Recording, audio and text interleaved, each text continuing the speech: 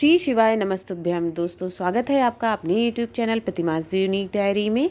इस वीडियो में हम आपको पितृपक्ष में पितरों की उपस्थिति के कौन से संकेत होते हैं जिन्हें समझने की ज़रूरत होती है। पितृपक्ष के दौरान जो गलतियां हमको नहीं करनी चाहिए, उनको नज़रअंदाज नहीं करना चाहिए। साथ ही साथ उपाय बताएंगे पितृदोष से, जो गंगा जल से करने हैं आसानी से, और चीज़ों की ज़रूरत भी नहीं है किसी चीज़ की। तो अगर आपके घर में कुछ ये चीज़ें जो आपको बताने वाले हैं अचानक से दिखे, तो ये पितरों की उपस्थिति का संकेत हो सकता है। इस दौरान अगर आप उनकी शांति प्रसन्न करने के लिए कोई उपाय आजमाते हैं, तो इससे घर में सुख समृद्धि जो है वो बनी रहती है।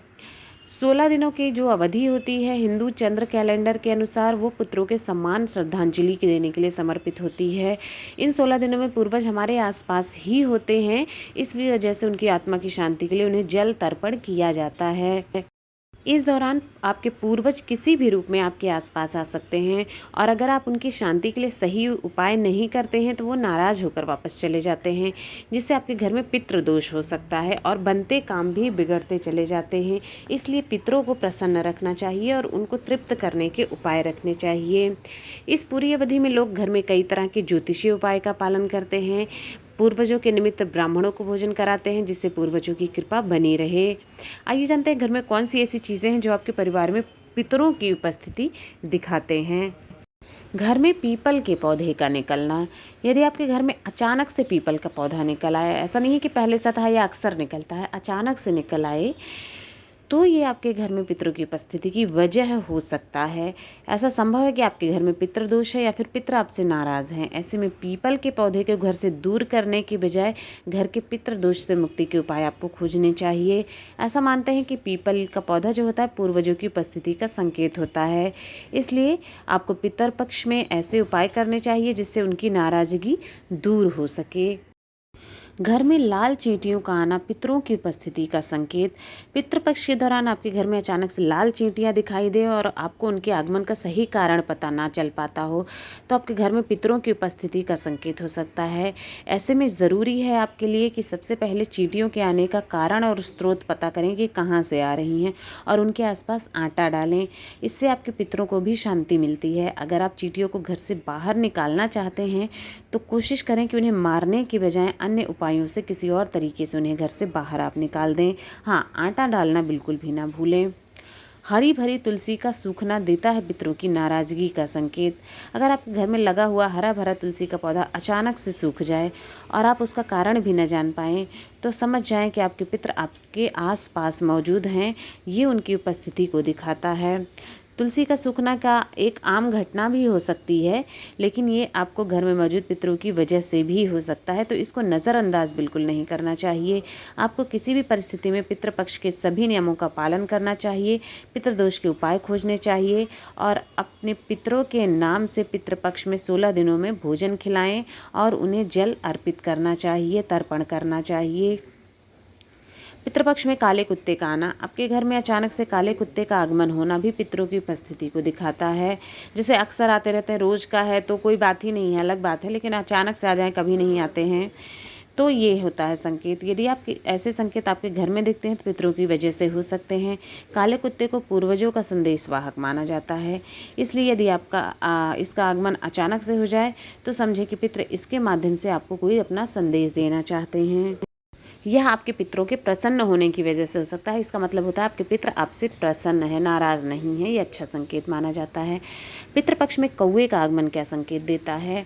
यदि पितृपक्ष के दौरान आपके घर में कौवा उस भोजन को ग्रहण करने आ जाए जो आपने पितरों के लिए निकाला हुआ है, तो समझे आपके पितर आसपास ही मौजूद हैं और वो आपको अपना आशीर्वाद दे रहे हैं। ऐसे में आपको पितरों को प्रसन्न करने के लिए नियमित कौवे के लिए भोजन निकालना चाहिए। इससे उनकी कृपा दृष्टि आप पर बनी रहती है और घर से कई तरह के दोष दूर होते हैं। पितृदोष ही नहीं, शनि दोष, ग्रह दोष, ये सब दूर होता है। अगर आपके घर में भी कोई ऐसी घटना हो रही है जिसका कारण पता करना मुश्किल है और आपको बिना वजह समस्याओं का सामना करना पड़ रहा है, तो ये पितरी की नाराज़गी का कारण हो सकता है।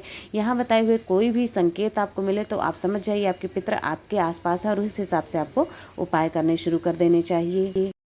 पितृपक्ष में आपको गंगा जल से कौन से उपाय करने चाहिए? बहुत आसान है। पितरों के शांति के लिए तो क्योंकि पितृपक्ष की शुरुआत 29 सितंबर से हो चुकी है और ये 14 अक्टूबर तक चलेगा हमारा पितृपक्ष का त्यौहार। तो इस दौरान पितृपक्ष जो है 15 दिन पृथ्वी पर समय बिताने आते हैं और वे हमारा रहन सहन देखकर उससे हमसे प्रसन्न और नाराज उस हिसाब से होते हैं कि उनके लिए हम क्या कर रहे हैं।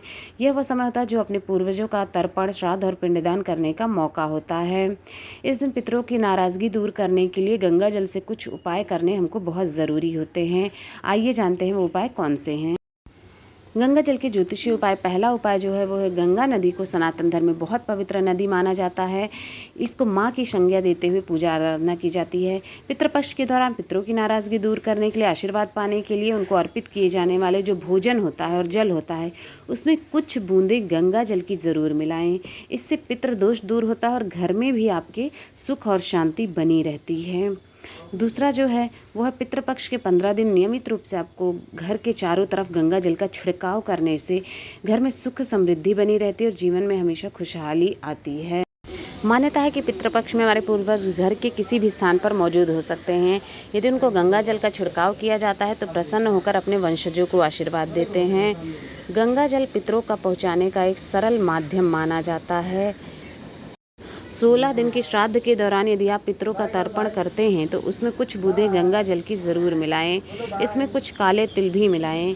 इस उपाय से पितरों को मुक्ति मिलती है, साथ ही परिवार को कल्याणकारी आशीर्वाद भी प्राप्त होता है। पांचवा, घर की दक्षिण दिशा पूर्वजों की दिशा मानी जाती है। यदि 16 श्राद्ध में आप घर की दक्षिण दिशा में गंगा जल का छिड़काव करते हैं तो इससे हमारे पूर्वजों को मुक्ति मिलती है और प्रसन्न होकर हमें सुख समृद्धि का आशीर्वाद प्रदान करते हैं। तो दोस्तों, ये है पितृपक्ष में आपको पितरों की उपस्थिति के संकेत कौन कौन से होते हैं। साथ ही गंगा जल के बहुत आसान उपाय जो आप अपने घर में रोज़ कर सकते हैं। उपाय क्या हैं? ये पितरों को प्रसन्न करने का तरीका है जो आपको रोज़ करना चाहिए। ठीक है, ये आप करके ज़रूर देखिएगा। इसके साथ ही भगवान भोलेनाथ की, भगवान विष्णु की आपके ऊपर सदैव कृपा बनी रहे, आपके परिवार में सुख समृद्धि हो।